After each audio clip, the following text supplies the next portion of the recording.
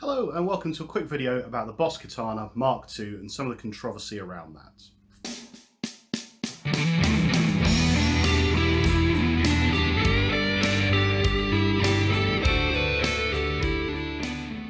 Before we get on with things, if you wouldn't mind subscribing, that would be awesome. If you wouldn't mind hitting the bell as well, that would be even more awesome. And I would love you more than I already love you.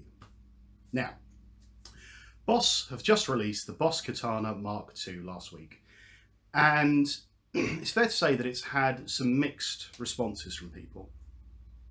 Some people really happy, it's a great amp. Some people are a little bit annoyed. And it's ones that are annoyed that I'm interested in, because I was one of them initially. And it's interesting to explore the reason why.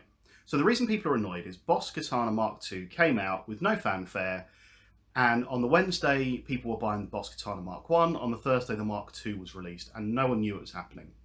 Except they did. All the reviewers who are in with Boss had a Mark II already.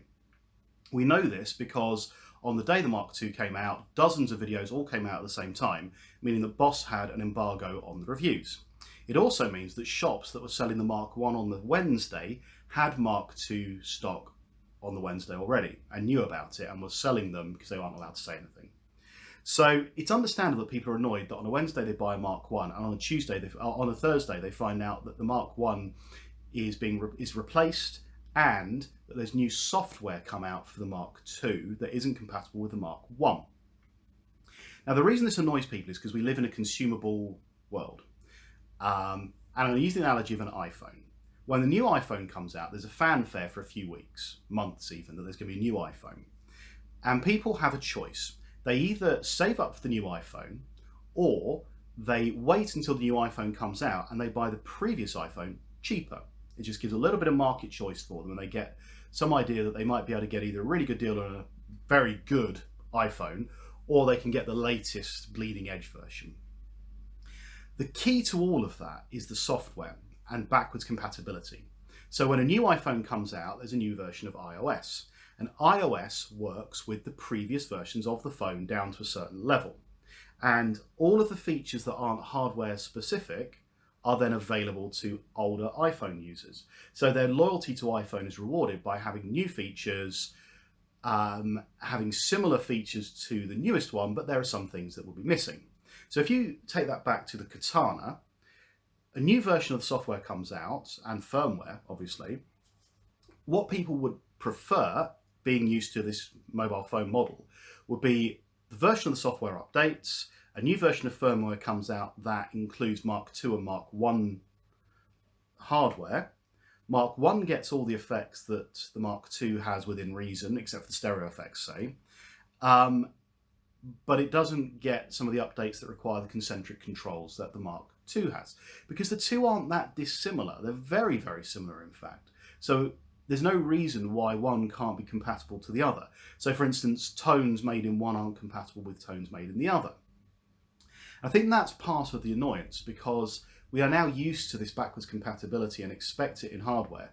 And the Boss Katana is a consumable amp.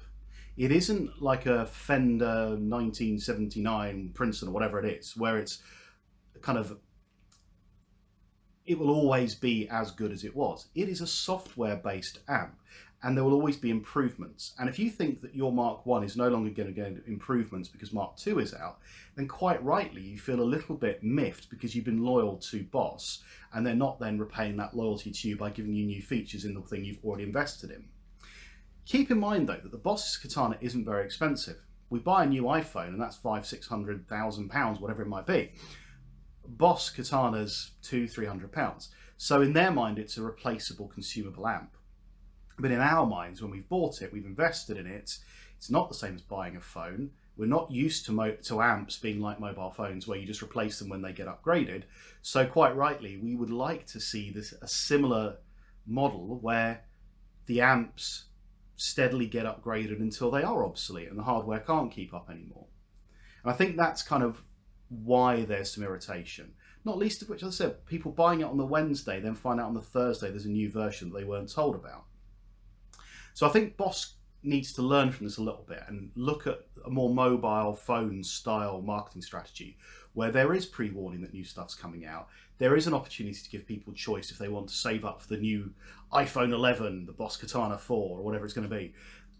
Or do they want to get a discounted version of the previous version of the hardware, the iPhone 10, the Boss Katana 2, 1, whatever it might be.